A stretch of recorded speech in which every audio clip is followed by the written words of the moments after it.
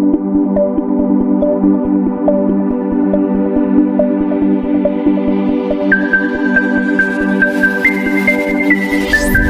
very good morning, everyone. My name is Suryansh Pratap Singh, and I am a student of Bachelor of Pharmacy from Haji Institute of Pharmaceutical Education and Research. Today, I will discuss few topics of pathophysiology like electrolyte imbalance, acidosis, alcoholysis, enzyme leakage, cell death, calcification. तो सबसे पहले हम बात करेंगे electrolyte imbalance, जिसमें पहला शब्द आता है इलेक्ट्रोलाइट। अब इलेक्ट्रोलाइट क्या होता है? जो हमारे बॉडी फ्लूइड में एक्टिव केमिकल्स होते हैं उन्हें इलेक्ट्रोलाइट कहते हैं। इलेक्ट्रोलाइट दो टाइप के होते हैं, कैटायन, एनायन। कैटायन जो होते हैं वो पॉजिटिव चार्ज कैरी करते हैं, जैसे कि hydrogen, sodium, potassium etcetera. Anion क्या होते हैं? जो नेगेटिव चार्ज कैरी करते हैं, जैसे फॉस्फेट हो गया, बाइकार्बोनेट हो गया, क्लोराइड हो गया एक्सेट्रा। अब हम बात करते हैं मेन इलेक्ट्रोलाइट इम्बैलेंस की, जो कि हमारी बॉडी में आकर करते हैं हाइपोनेट्रीमिया, हाइपरनेट्रीमिया, हाइपोकैलमिया, हाइपरकैलमिया, हाइपोकैल्समिया, हाइपरकैल्समिया। ये जो 6 इलेक्ट्रोलाइट इम्बैलेंस हैं, इनमें से अगर हमारी बॉडी में एक भी अकर कर जाता है तो उससे heart attack, kidney failure, liver failure जैसे चांसेस बढ़ जाते हैं। अब हम बात करते हैं सबसे पहले हाइपोनेट्रीमिया। ये क्या है? हाइपोनेट्रीमिया ये एक इलेक्ट्रोलाइट की ऐसी कंडीशन है जिसमें हमारी बॉडी में सोडियम का लेवल अपने नॉर्मल लेवल से घट जाता है, जिसका नॉर्मल लेवल होता है 135 मिली इक्विवेलेंट पर लीटर। इसके कॉजेज़ क्या हैं? जैसे कि वोमिटिंग, डायरिया, या फिर डायूरेटिक्स का ज़्यादा यूज़ करने से यूरिन ज़्यादा पास होता है, जिसकी वजह से सोडियम का लेवल कम हो जाता है। अब इसके मैनेजमेंट के लिए, इसको नॉर्मल लेवल लाने के लिए हमें सोडियम का ओरली एडमिनिस्ट्रेशन कराना होता है, या फिर lactated ranger solution 0.9% sodium chloride को प्रेस्क्राइब किया जाता है। अब हम बात करते हैं हमारे सेकंड हाइपरनेट्रीमिया। तो हाइपरनेट्रीमिया वो कंडीशन होती है इलेक्ट्रोलाइट की जिसमें जो सोडियम का लेवल होता है वो अपने नॉर्मल लेवल से इंक्रीज हो जाता है, जिसका नॉर्मल लेवल होता है 145 मिली इक्विवेलेंट पर लीटर। ये इसका कॉज होता है जब हम ज़्यादा अमाउंट में सोडियम का इंटेक करते हैं या inadequate of intake of water करते हैं, तो इसका लेवल बढ़ जाता है। इसको अपने नॉर्मल लेवल पे लाने के लिए हाइपोटोनिक इलेक्ट्रोलाइट सॉल्यूशन, जो कि 0.3% सोडियम क्लोराइड होता है, उसका यूज़ करना होता है। अब हम आते हैं अपने थर्ड पॉइंट पे, हाइपोकैलमिया। तो हाइपोकैलमिया वो कंडीशन होती है जिसमें पोटेशियम का लॉस होता है। पोटेशियम एक्स्ट्रा सेलुलर फ्लूइड से इंट्रा सेलुलर फ्लूइड की तरफ शिफ्ट होता है। इसका जो नॉर्मल लेवल होता है वो 3.7 से 5.5 मिली इक्विवेलेंट पर लीटर होता है। इसका कॉजेज़ क्या? Lack of potassium intake. इसके मैनेजमेंट के लिए ओरली और आईवी रूट से पोटेशियम का एडमिनिस्ट्रेशन किया जाता है। अब हम आते हैं अपने फोर्थ पॉइंट पे, हाइपरकैलमिया। तो जैसे कि नाम से ही पता चल रहा है हाइपर, इसमें क्या होता है, जो पोटेशियम का जब ज़्यादा इंटेक करते हैं तब ये कंडीशन अकर होती है। अब इसके कॉजेज़ क्या हैं? जब आप पोटेशियम कंटेनिंग ड्रग्स का ज़्यादा यूज़ करते हैं तो, या फिर पोटेशियम कंटेनिंग सप्लीमेंट ज़्यादा लेते हैं, तो ये हाइपरकैलमिया की कंडीशन अकर हो जाती है। इसके मैनेजमेंट के लिए क्या करना चाहिए?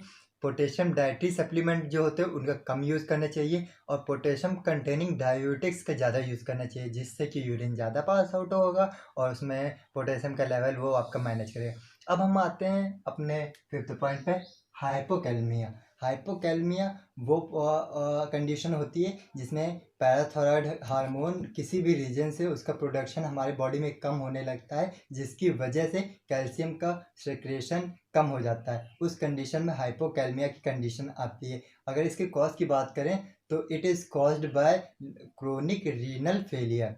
इसके मैनेजमेंट के लिए विटामिन डी की थेरेपी दी जाती है, जिससे कैल्शियम का ऑब्जॉर्प्शन प्रॉपर हो जाता है और एडमिनिस्ट्रेशन कराया जाता है कैल्शियम क्लोराइड और कैल्शियम ग्लूकोनेट का through IV route.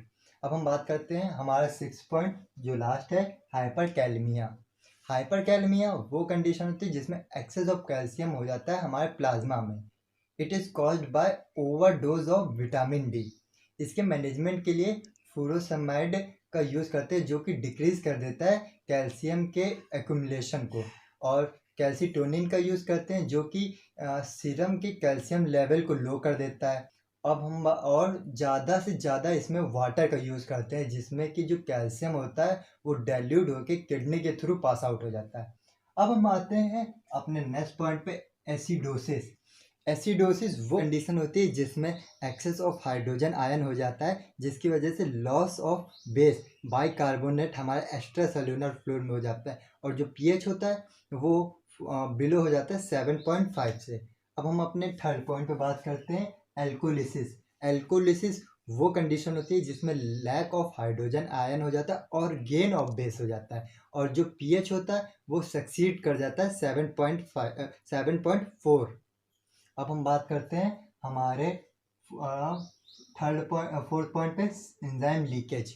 Enzyme leakage वो कंडीशन होती है जिसमें एंजाइम की परमेबल जो मेम्ब्रेन होती है उससे एक उनका खुद का कोवैलेंट बॉन्ड होता है, लेकिन अगर किसी रीजन से हार्ट की जो मसल होती है वो डैमेज या इंजर्ड हो जाती है तो वो जो एंजाइम होता है वो ज़्यादा अमाउंट में ब्लड में चला जाता है, उस कंडीशन को एंजाइम लीकेज कहते हैं। अब हमारा ये आता है फिफ्थ पॉइंट, सेल डेथ। तो सेल डेथ क्या होता है, जब सेल जो अपना प्रॉपर वर्क और फंक्शन जो कर रही होती है वो प्रॉपर नहीं कर पाती है, उस कंडीशन को सेल डेथ कहते हैं। अब हमारा लास्ट पॉइंट हम आते हैं जो कि है कैल्सिफिकेशन। सो कैल्सिफिकेशन क्या होता है, जब बॉडी टिश्यू में कैल्शियम सॉल्ट का एक्यूमुलेशन हो जाता है, और नॉर्मली जो होता है कैल्शियम का यूज होता है वो बोन फॉर्मेशन के लिए होता है, लेकिन एबनॉर्मली कैल्शियम का डिपोजिशन सॉफ्ट टिश्यू पे हो जाता है, तो उस कंडीशन को कैल्सिफिकेशन कहते हैं। या फिर कैल्शियम सॉल्ट का डिपोजिशन टीथ और बोन को छोड़ के अगर किसी दूसरी जगह होता है तो उस कंडीशन को कैल्सिफिकेशन कहते हैं। कैल्सिफिकेशन दो टाइप के होते हैं जैसे कि आप देख सकते हैं, diastrophic calcification and metastatic calcification.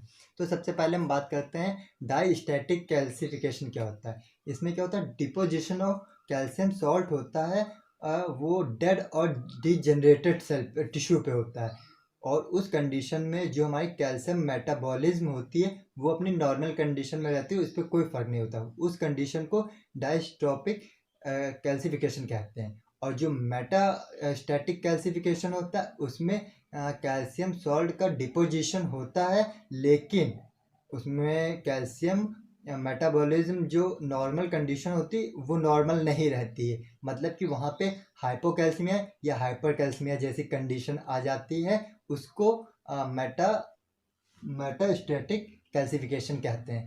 I think सारे पॉइंट आपके क्लियर हो गए और आपको अच्छे से समझ आ गया होगा, और जो आपकी क्वेरीज हो वो आप पूछ सकते हैं। Thank you.